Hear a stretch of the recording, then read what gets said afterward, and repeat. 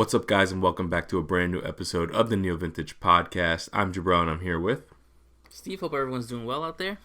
And for you guys who have never seen the show before, we're just two guys that like to talk over the biggest stories in gaming, but we always like to start with what we've been playing. So, Steve, what you been playing? Yeah, so nothing too new. Still been spending a lot of time playing Hogwarts Legacy.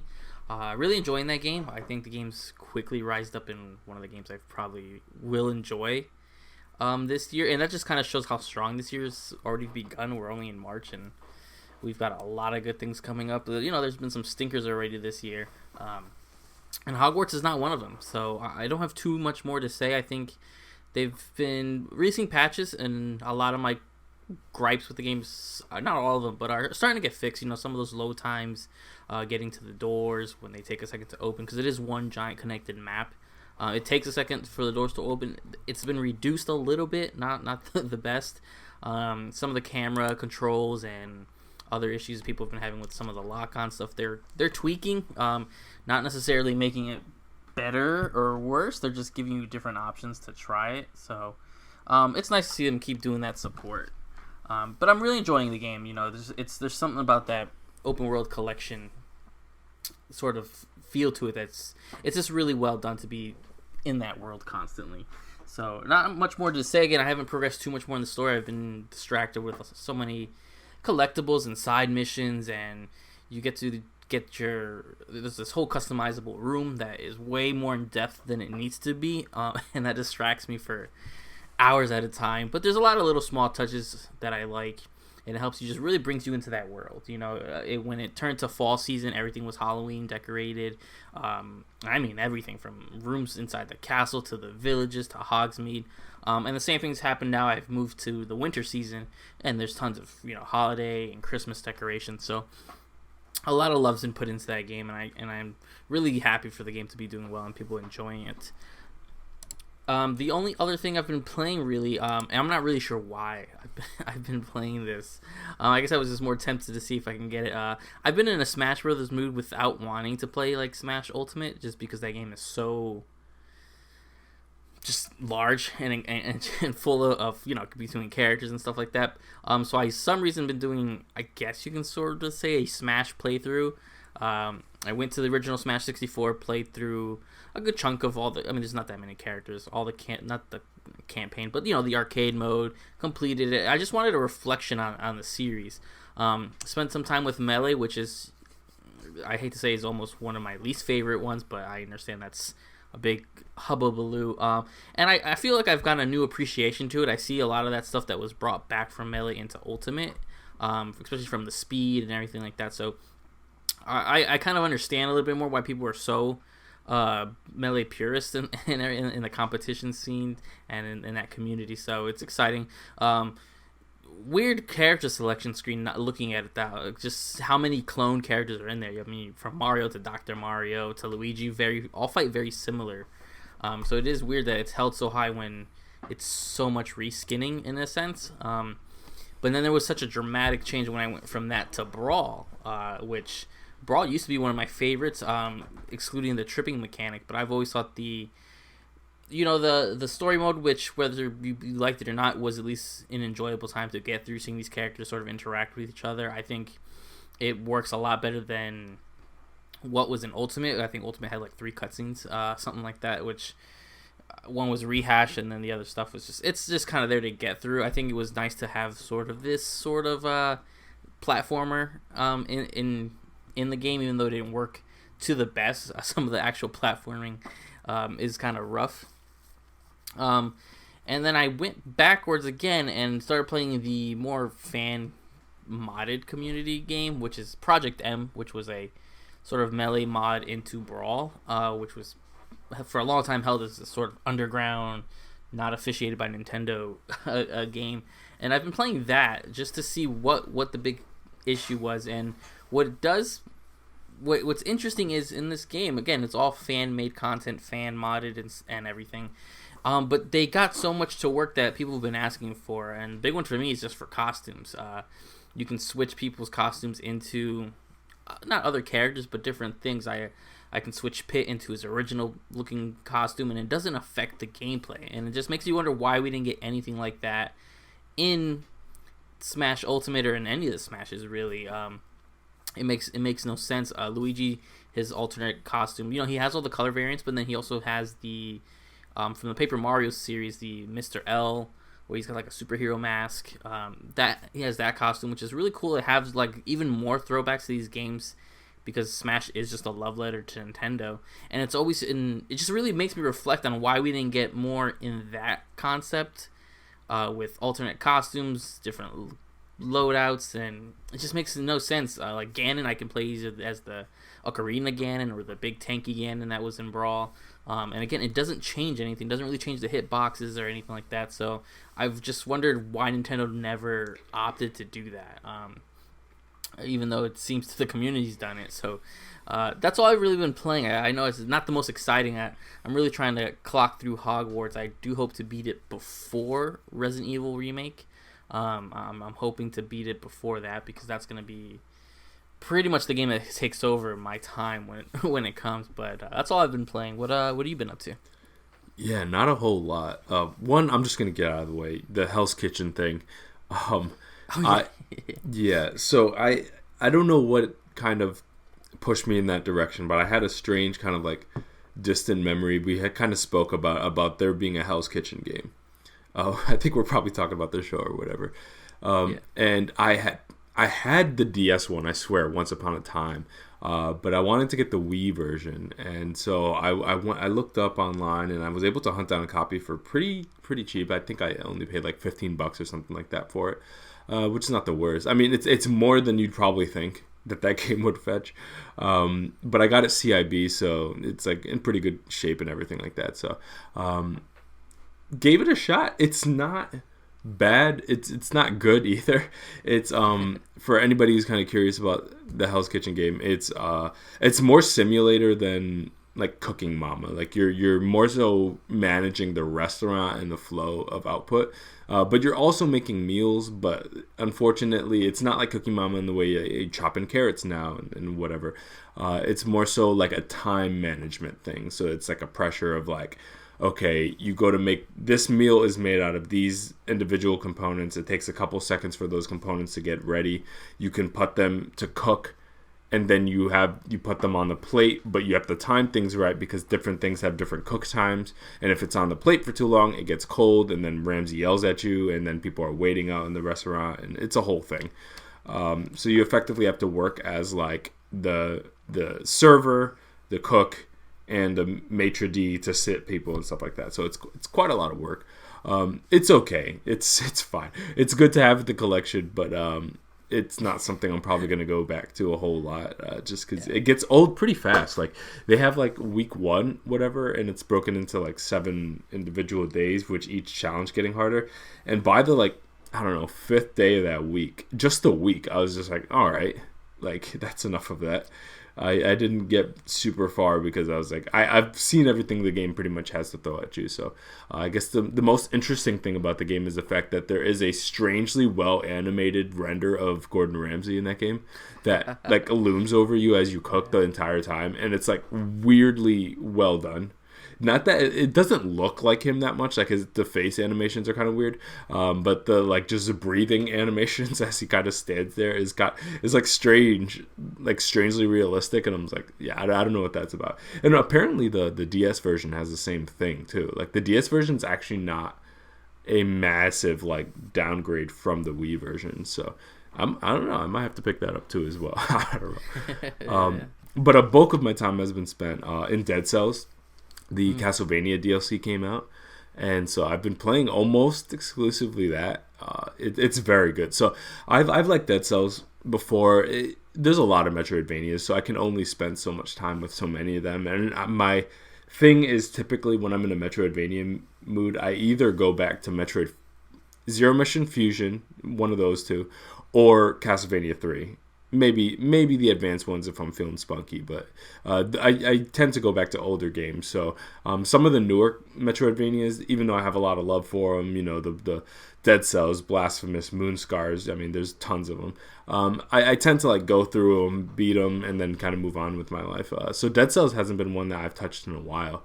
But they released this Castlevania DLC, looked really good, and I kind of wanted to dive in. And so I'll kind of review it on two fronts. There's like the Dead Cells, the way Dead Cells is right now. There's all these like really cool added indie game references that were not there when I initially played it.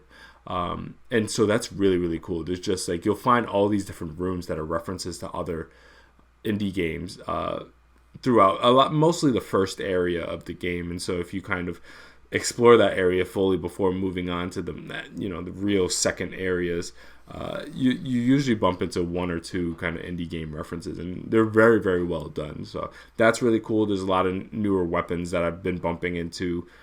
But yeah, the Castlevania part, extremely well done. The way it works is basically you have to start a normal run of Dead Cells, and in Dead Cells, depending on the path you take, you'll get an ability to go to a different area. Basically, the only thing that's been changed is once you get to the DLC, you'll be able to go to a Castlevania place. It's a castle outskirts. The thing is, you do need to hunt it down. It doesn't take long. Like, you can do it in probably less than 2 minutes if all you want to do is find Castlevania using the portals. You can find it in 90 seconds if you'd like.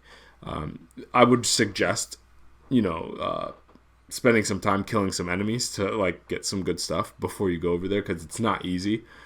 But yeah, I've gotten pretty far in it. I won't get into specifics because I guess it's technically a spoiler. I mean, if you played Castlevania, you'll probably know what to expect. There's tons of references from throughout the franchises, tons of characters that pop up. Typical, Dracula, Alucard, Belmonts, all that stuff is in there. But it's very, very well done. The gameplay kind of syncs together perfectly. It feels good. I've already been kind of banging out getting a couple of costumes and trying to find more and more. It's pretty tough of a game. And that's what I like, is that Dead Cells is interesting because on its core, it's not a very hard game, especially compared to like the Metroidvania genre. And it's one of those things, it kind of just scales depending on the items that you get in the area, how deep you get.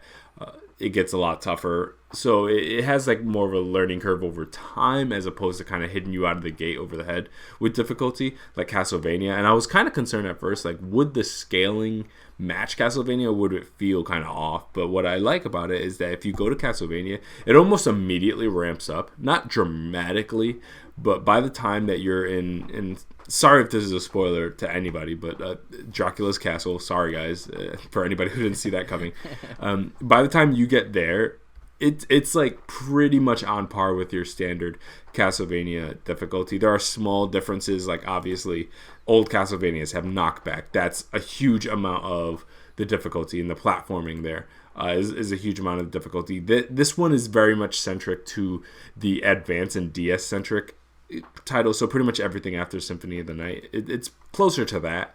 If anything, in terms of gameplay. So you get a lot of the references of the old Castlevania, but the feel is completely new Castlevania, if that makes any sense.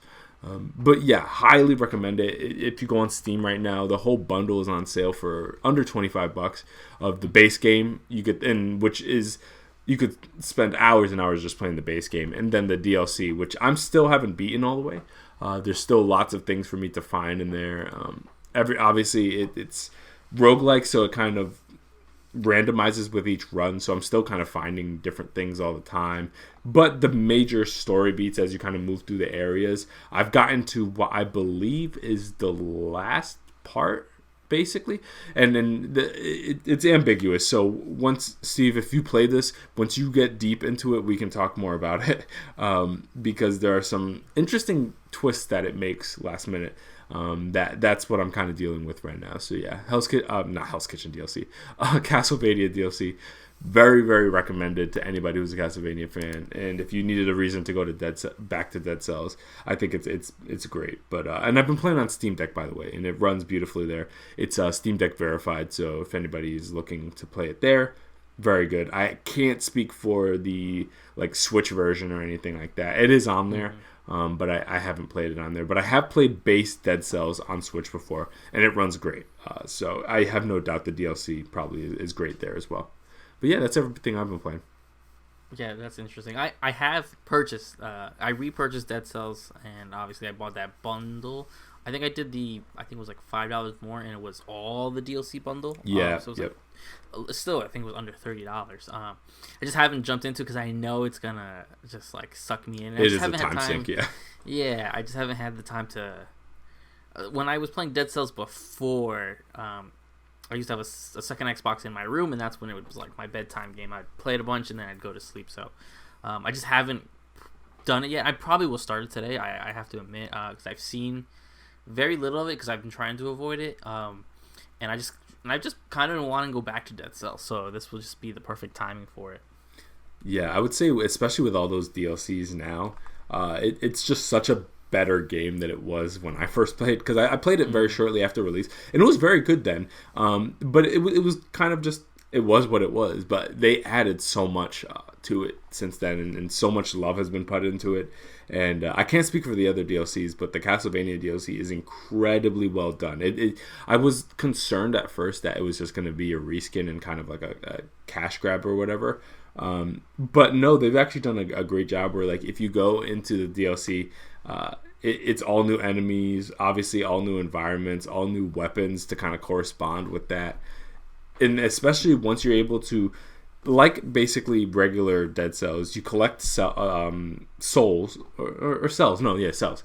You collect the cells, and you're able to spend them on various different upgrades. Part of that is skins. So basically, you can find the skins in the DLC, collect enough cells, bank them in, and then you could basically look like a Castlevania character. And especially once you get that on, if you're playing as pretty much any of the Castlevania collections, it snaps into a different game basically.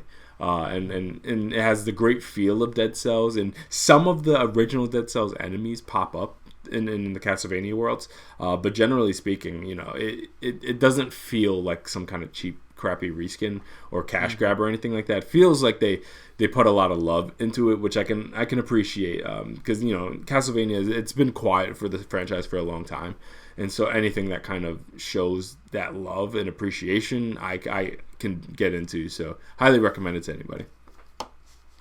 Yeah. I definitely will be checking it out soon. We could get into stories. We can get into the first one, which was kind of an interesting one to me, just because I don't know why, but let's just get into it.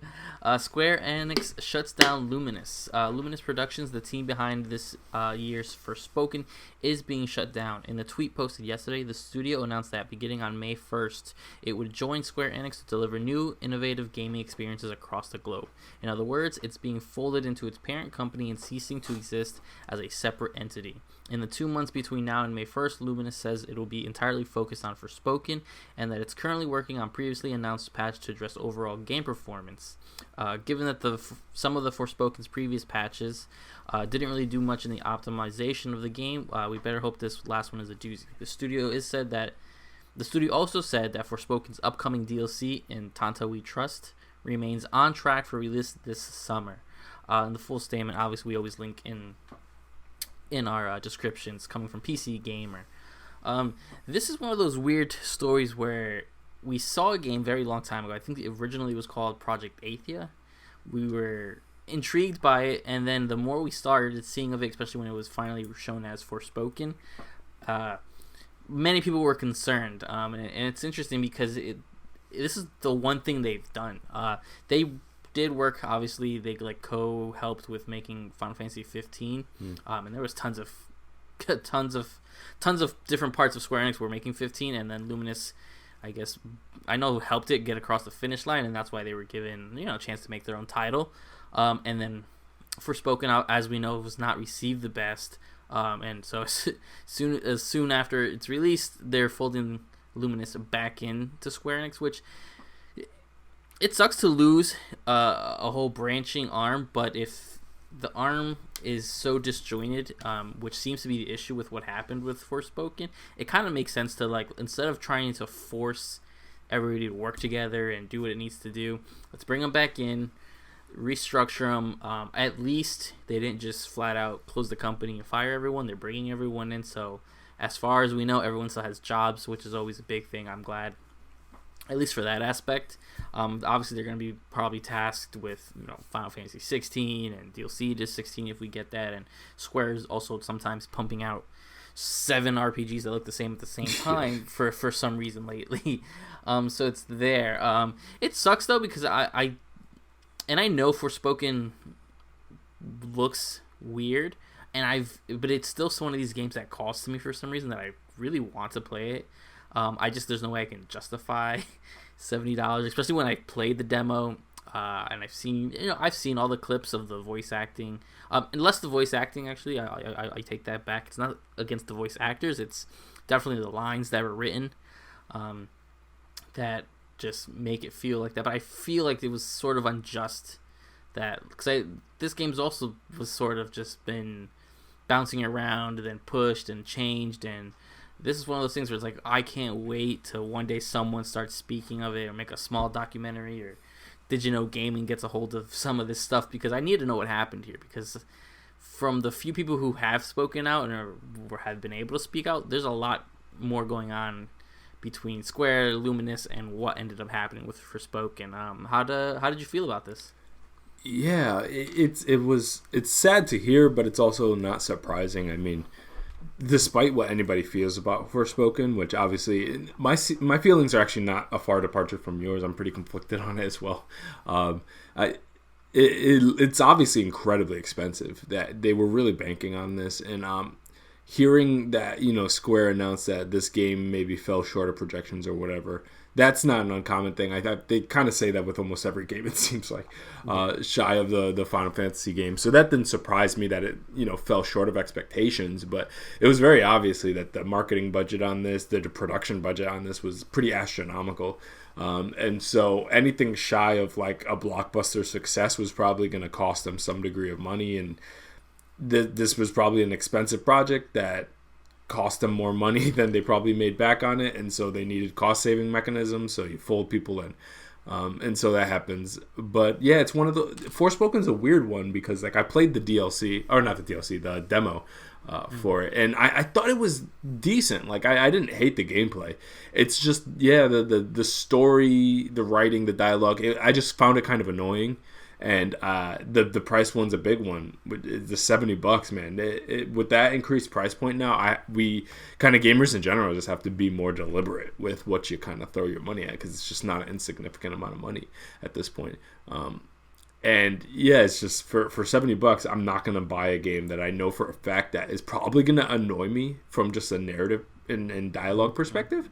That I'm probably gonna like the gameplay, and the mission structure was okay, and the world seemed interesting enough, and combat and all those stuff was fine. That wasn't my issue. It's just like every time they're speaking, it's just like I kind of wanted to like put the volume all the way down and throw on a podcast or something like that. I just don't even want to hear them anymore. So that's kind of a tricky position, and it seems like that's kind of the consensus feeling. I don't know of too many people who kind of came out and was like, actually, no, the writing is fine, or I like it, or anything like that. For the most part, I think everybody kind of agreed that this is kind of wonky and strange and then not really jiving well, which is unfortunate because there's a lot of things about it that I think is really cool. If you talk about like kind of an isekai type story where you're kind of transported to a different world, it's fronted on the cover by a black woman, which is like super abnormal for the game industry. And, she has this cool magic witch powers. The traversal seems really cool. Like there are things about it that on paper you would think that this had such an opportunity to be such a really awesome thing. So it's kind of a shame that it fell short so bad. And obviously there's almost immediate ripple effects to it. It seems like it didn't. It seems like sometimes depending on the publisher and depending on the team, they can kind of eat that a little bit. There have been teams that we like that kind of release things that don't really light the world on fire, but it seems to eat some of that cost and stuff like that. And then there are other times where there's almost immediate ramifications to it. Like it's kind of the opposite of like a media molecule, where like a media molecule can drop whatever they want, and it doesn't seem to really impact them. But most game developers, unfortunately, are not really in that position, and so.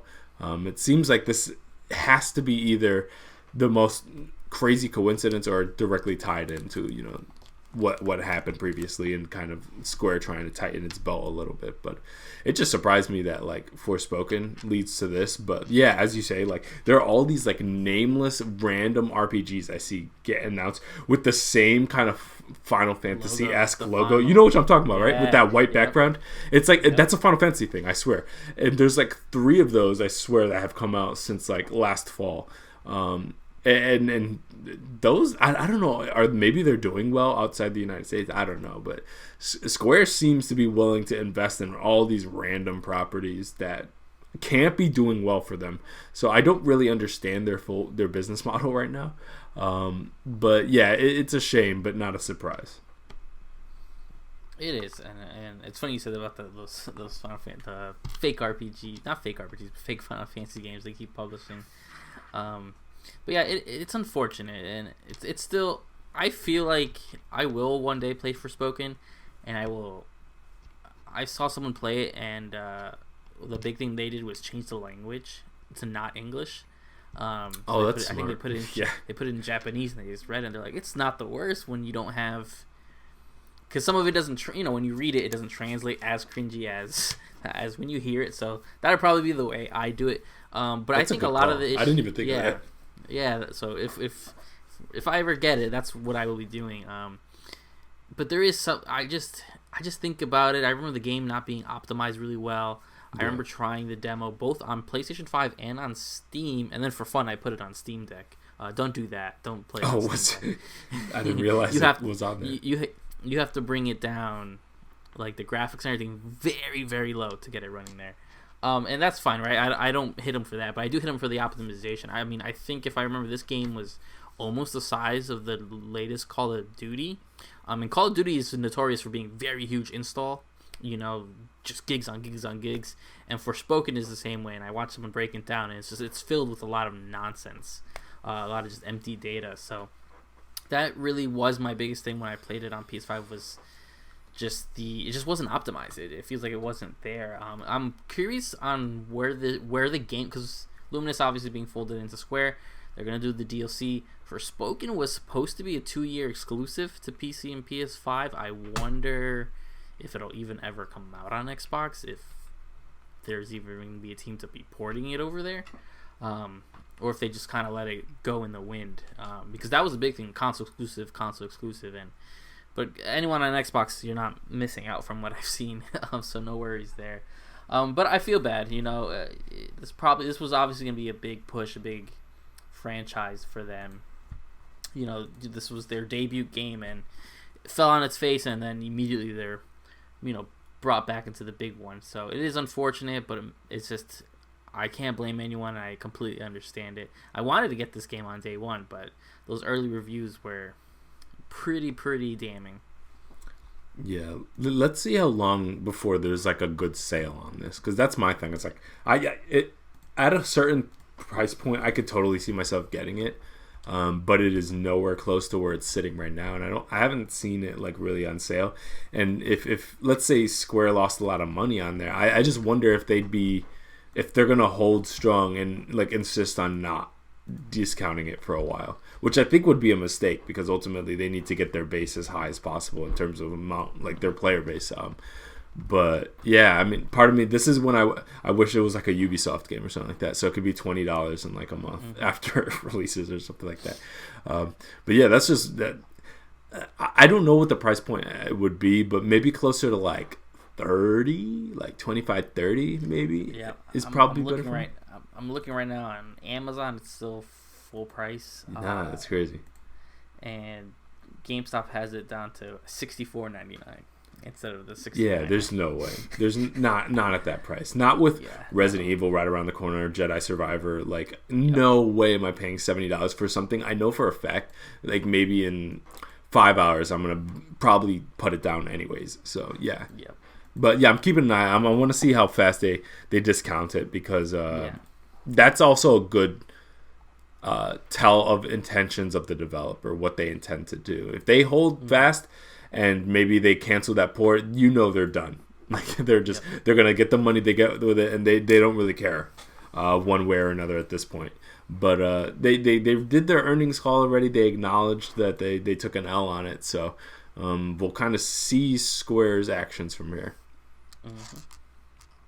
So next, we have a really interesting story. This is a big game that has been delayed. It looks like Starfield is going to be delayed. This is by Darren Bonthweis at GameSpot. So Xbox and Bethesda have officially announced that Starfield will release on September 6th, 2023 for PC and Xbox Series X and S. It was previously slated to release the first half of 2023, but in an update video, game director Todd Howard confirmed that more details on the game will be revealed in a Starfield Direct presentation on June 11th. The game has many of the hallmarks that you expect from us, but it's also a unique experience, Howard said. So this is basically moving from like first half to kind of early in the second half. September is not an insane punt. But yeah, Starfield as a game has a lot of eyes on it, and it's very interesting for a couple different ways. You know, it's been a while since we've gotten something big from Bethesda Game Studios proper. So I think Fallout 4 maybe was their first major their last major contribution. So from that perspective, a lot of people have, you know, a high standard and a lot of eyes on that. And also, I think this is really important to the Xbox ecosystem as well, due to their acquisition of Bethesda. I think Xbox is really banking on this one, I think, to bring some eyes into their ecosystem. It's been a while since there's been a major Xbox release, so I think Xbox is also really kind of counting on this. So a lot of eyes are on this game, and it seems like one of those things where I don't think anybody involved with the production of this can afford to get this wrong. And so it doesn't surprise me that and it seems pretty big and pretty bold. It doesn't seem like some kind of small rinky-dink game that they're kind of scrapping together.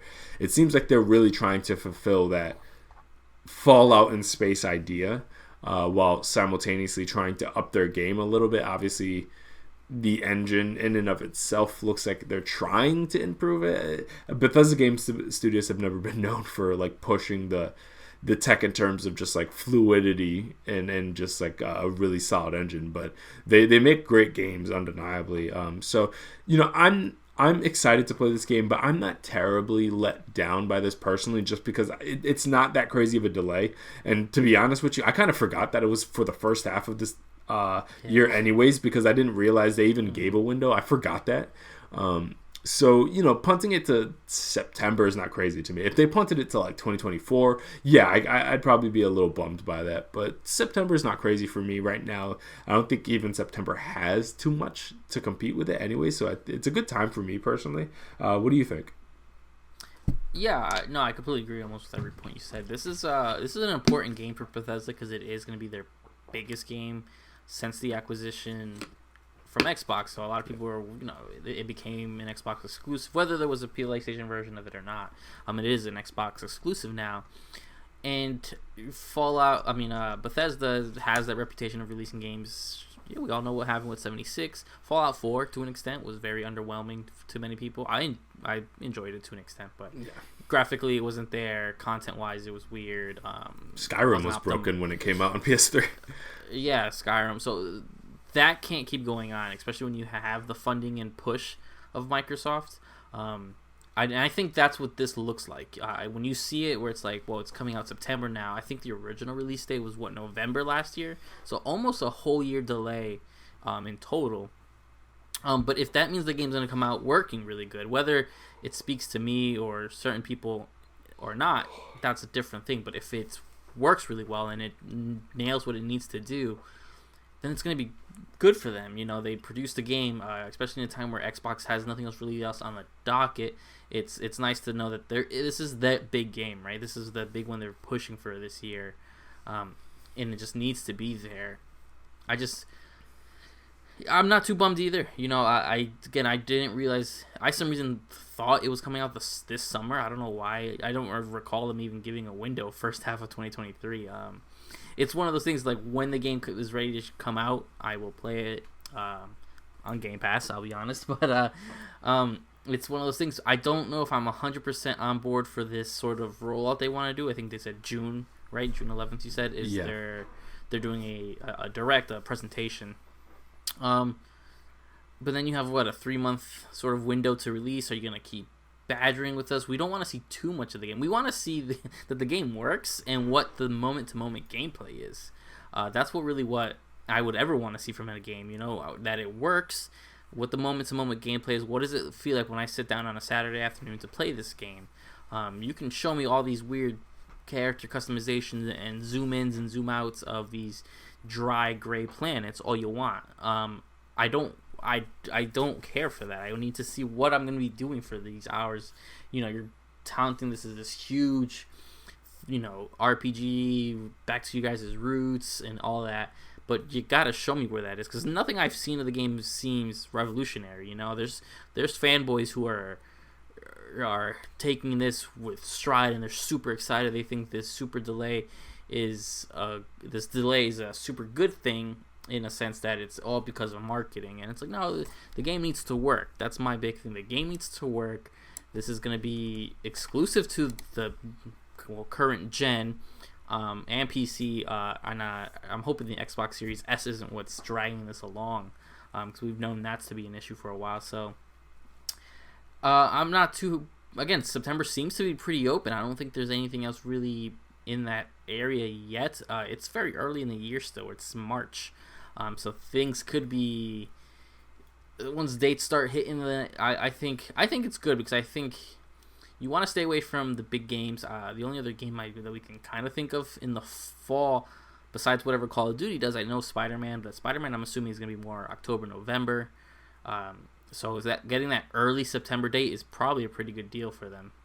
Gets them right in there for times for Game Awards and all this sort of hype train. So it makes a lot of sense.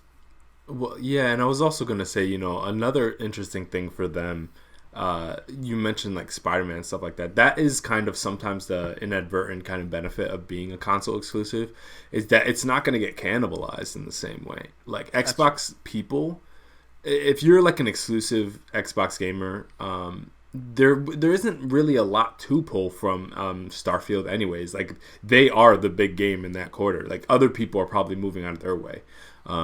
And so, theoretically, like, I think they could launch really close to a lot of what big things that Sony's doing, and they're not really going to cannibalize, because, again, Spider-Man's going to be a PlayStation exclusive, Starfield's going to be an Xbox exclusive, so there's not going to be a lot of cannibalization there. So Starfield's in a pretty much good position to kind of just dominate on the Xbox side, because, again, like, if you have Game Pass and you have an Xbox, there's not much else to even really, and this is not like an Xbox has no game stick, but more so just like in terms of major first party releases, there's nothing really to compete with it right now. So Starfield has the kind of open runway to kind of do whatever it is, regardless of really what's going on in the rest of the ecosystem, outside of Xbox's thing. So yeah, that's kind of like an inadvertent kind of like benefit of it being kind of Xbox exclusive. No, that's very true. I didn't even think of that. That's true. That is true. But I'll have to see, because I don't know. There's so much writing on this game. Is my issue. The Skyrim in space sort of deal. On paper, that should be great. But again, think about when Skyrim was, what they did at the time was revolutionary. And think of all the games that have done it better than them since. So we'll have to hope for the best. But I guess we'll see during this presentation in June. Maybe they can sell me on it. Yeah, that initial reveal kind of answered most of the questions I had in terms of like what this game is. Like, I've seen enough of that in that regard, and yeah, my only concern at this point right now is just like functionality. Like, how is it running? Mm-hmm. Is it optimized well for the current consoles? Like, how is it going to run? How is it going to feel? And so from that regards, I don't know if some of these like kind of like Starfield direct presentations that they're going to be doing is going to answer a lot of that for me. It's kind of just going to be like, what is the playable state when the reviews come out right beforehand, maybe, or something like that. But for the most part, I'll probably skip out on some of these presentations, because I think I've seen everything I need to see, especially from a content perspective in terms of what this game is and what you're doing. Other than like moment to moment gameplay, like you're talking in terms of like a broader stretch of the capabilities of this game, I think I've seen everything I need to see. So I am excited about this game, and I think there's enormous potential on it, but it's something that like I just got my eyes on it just because I know I've just seen some of the functionality issues from this developer before, and they have been able to some degree skate by the fact but that they really kind of like push the envelope in game content perspective. So like what Fallout 3 in New Vegas, even though I know New Vegas wasn't then, but what Fallout 3, Fallout 4 to some degree, Skyrim, all and you can go to the Elder Scrolls games before then, what all these games did to the open world genre. And I'm just curious what that looks like in 2023. Like what can what Bethesda Game Studios can even contribute to open world games in a new way. That's the biggest thing, and I think that's going to be the hardest thing for them to answer in a direct presentation like this. This is going to be something that the game's going to need to come out and people can kind of make the judgments they're going to make. But that's my biggest thing. It's like, okay, you guys were kind of like these. It's kind of like what we talked about with Rockstar or Rocksteady actually last week, where it's like you guys were pioneers once upon a time. Can you do it again? I don't know. I'm not saying you can't. I'm just saying it's not an easy thing to do. Where the people who are pushing industries forward at one point can quickly fall behind. Exactly. Like even if you look at somebody, and I know this is like a weird comparison, but like look at Game Freak once upon a time. In the handheld RPG space, they were the leaders once upon a time, and now they couldn't be farther from what the cultural zeitgeist expects out of video games. And so I just really hope that Bethesda Game Studios can keep up and push things forward, and so we can kind of look back on Starfield and be like, man, we kind of doubted their ability to do it, but they ultimately redefined open world games yet again. I think that would be a really cool position to be in, but only time will tell. Yeah, we'll have to see. Look, I think you mentioned Rocksteady, so we can move right into the next story, which involves them. So, the Suicide Squad game, Kill the Justice League, may have been delayed again. This comes from Zach Swinson, from over at Kotaku. Suicide Squad, Kill the Justice League, the upcoming online co-op action shooter from Rocksteady, has reportedly been delayed from its planned May release to sometime later this year. This follows last month's release of new gameplay footage being met with a flood of negative reactions from fans and critics alike. Bloomberg reported that Suicide Squad has been delayed from May to a yet-to-be-determined date sometime later this year. The report, which cites a person with direct knowledge of the matter, doesn't directly connect last month's poor showing to the delay, but it seems very likely that the Suicide Squad is getting some extra time following the backlash to try to tweak and improve as much as possible without completely revamping the game. The delay is likely not intended to overhaul the core gameplay and instead just about polishing what's there already. And I saw this break when Jason Schreier, obviously over at Bloomberg, talked about it. And at first when I started seeing the sort of rumor, I'm like, I don't know. Once I saw Jason sort of, he's always really well on confirming multiple sources before posting, so I would be shocked if this is not true. But yeah, Suicide Squad Kill the Justice League. We weren't super sold on, not super sold, but we were somewhat disappointed last time we talked about this game due to the footage they released from different aspects, from this always online to the structure of, you can play. It's designed for, 4-player co-op, but you can play it by yourself with AIs and you shoot purple guys and shoot purple. It was a lot of shooting purple things, which was a big complaint of mine. Whether it was shoot those purple pimples that you had to keep shooting, to shoot these purple enemies, to shoot these purple monsters. There's a lot of issues there. So my feeling to this though, this is one of those games that's, I know they're trying to avoid what happened with like Avengers, more closely to them Gotham Knights. I just think that is the issue with these live service games, where they could delay this all they want, but like I said, they're not overhauling the gameplay. The game's probably content complete. They're probably just polishing the bugs and stuff, which I know that's what they're talking about would probably be part of this delay. That's sort of the least of my problems is what it's going to be technically running. My issue is I don't know if what the gameplay is really going to be outstanding, or nothing we've seen is stuff we haven't seen before. So that's more of my issue with it. And then of course all the talks of battle passes, microtransactions. We haven't gotten an official delay, but that's more of the stuff I want them to be like, no, we're actually going to rethink the way our progression works. And they're not going to do that, obviously, but that's how I feel. How are you reacting to the possible delay, but probably delayed.